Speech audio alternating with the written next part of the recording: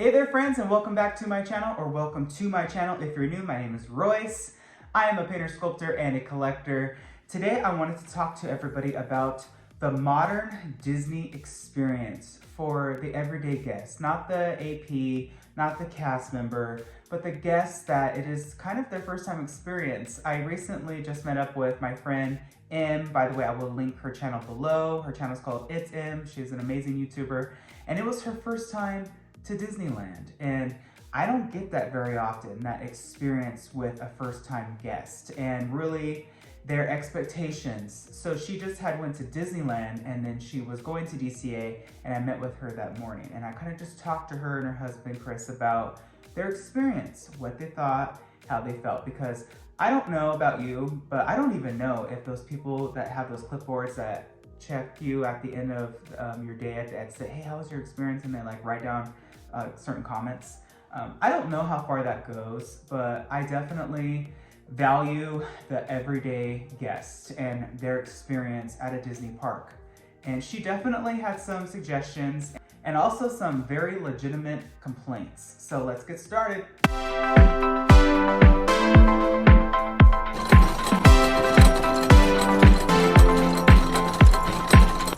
Overall, I believe her experience was nice. However, I think that kind of an overwhelming theme that I heard was the lines. And of course, that will revert us back to Disney introducing Genie Plus to the parks. Is that truly what Walt would have wanted for the parks and resorts? I mean, you have to go back to opening day, right? A ticket got you in the door, but it didn't get you on a ride. You had to pay an additional price, and obviously everybody loves those old vintage ticket books, but those were done away with, and you got an entry with just one single ticket that puts you on every single attraction. Now, yes, that is still true today, but it's kind of altered. There's this gray area between the lower class and middle class and upper class of a Disney experience. And I hate to say that, but it's so true. I mean, let's be honest, Disney at this point is catering to the wealthy. If you don't want to wait in the line, well, guess what? You don't have to. You can just pay, and you're gonna have the experience that a normal guest would have had 5 years ago.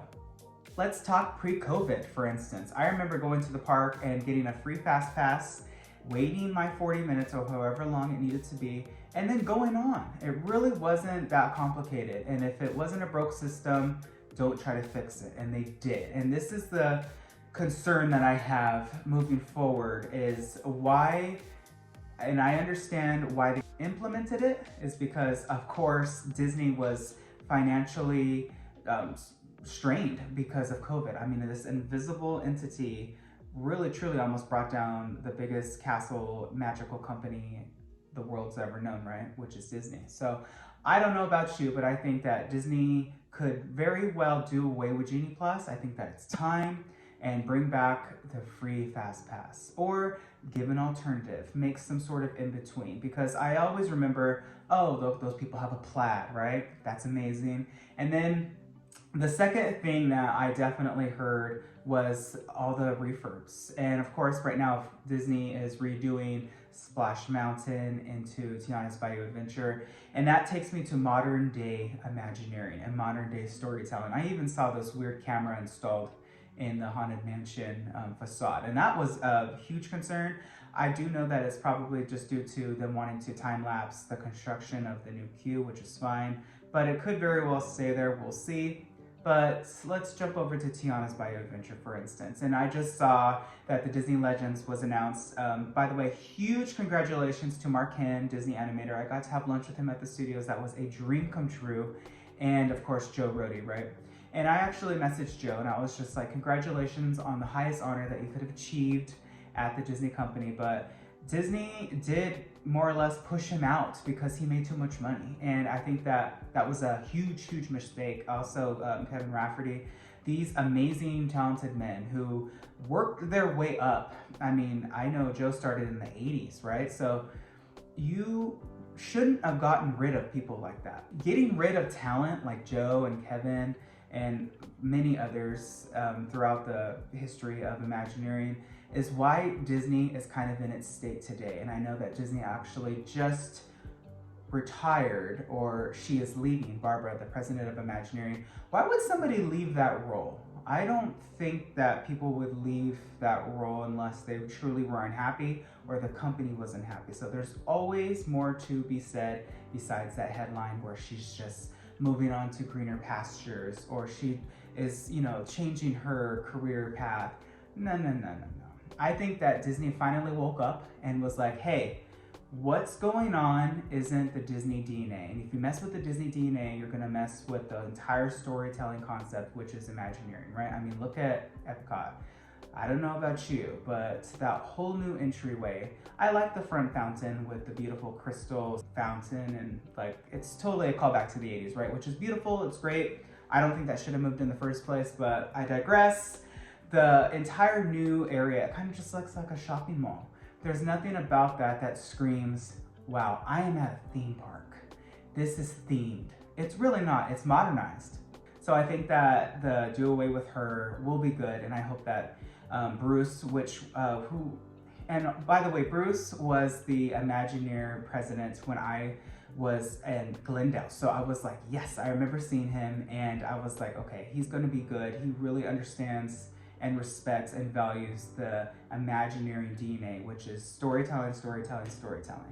But going back to Tiana's Bayou Adventure, from what I have seen, and I've seen more than has been released, I am not convinced that it's going to be better than Splash Mountain was. And that was a concern that I was speaking with my friends is whenever, and this is something that Kim Irvine always kind of drilled into us when she was kind of just passing down this tribal knowledge, whenever you take away something from an attraction, or whenever you change something, there's actually a book here, let me find it.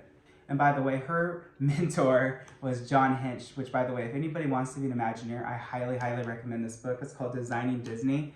And John mentored Kim, as I said, and he really implemented to her that whenever you take away something from an attraction or change it, it needs to be plussed. It needs to be better. A fantastic example of that is going to be the Matterhorn Yeti. He was pretty stagnant, right? That's all he did. Now you feel like you're in his lair.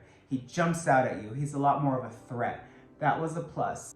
However, they did change the structure and the sculpt of the face, which I was like, no, that was sculpted by Blaine Gibson, my favorite Imagineer, but I think that they really called true to the past, and I think that that change was for the best. Tiana's Bayou Adventure, I cannot wait till that gets released and we get to talk about that in full. But like I said, it needs to be better, and I don't think that Disney is on that pathway anymore. I think that they are trying to money grab wherever they can, and I don't think that the average guest really appreciates it very much and is going to be likely to return. So that's something to think about, Disney. And I would just also say, especially coming from a maintenance background, the maintenance is so important. And I remember we used to work backstage. There was this old roundhouse where the original train used to park in. It was kind of behind Pooh. And that original roundhouse is where the animation shop originally was when I first started at Disney. And, what was his name? I think his name was Martin.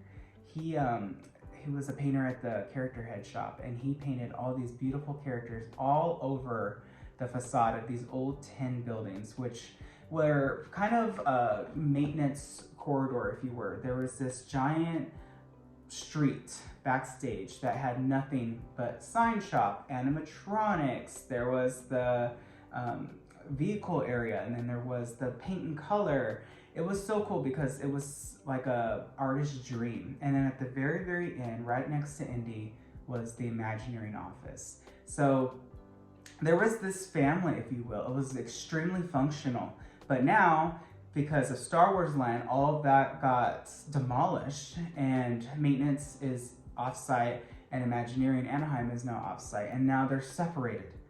Not only from each other, but from the park. So there is this huge division in the artistic, I don't even know how to say it, but just the ability to really make sure and ensure that the maintenance is done correctly, because now they have to drive on site. Now they have to, if they forget something. For instance, I was in Small World once and I forgot, I think it was the blush color because we used to put blush on the cheeks. And I called my lead at the time and I was like, hey Rusty, can you just bring me the blush? And he was right behind Toontown, so he just walked it right up to Small World, gave it to me. It was a done deal. Now, if I had forgotten the blush, I would have to get in the car, drive all the way to the shop, and then drive all the way back. It would be a lot more of an ordeal. So I think that certain maintenance personnel should always remain on property. But overall, I think that Disney is changing right now. I think that Imagineering is kind of restructuring, which is a very, very good thing. And I think that hopefully with this highest honor to Joe, they will really think about, okay, wow, we really need to get back to creating storytelling attractions like that. But that's just my opinion, and I had an amazing time meeting him, as I said. So if you like this video, please hit subscribe and ring that bell icon. That way you are notified whenever I upload a new video. And always, as I said, please check out It's M's channel. She is amazing. And until next time, dreamers, always remember not only to follow your dreams, but to chase them. Later.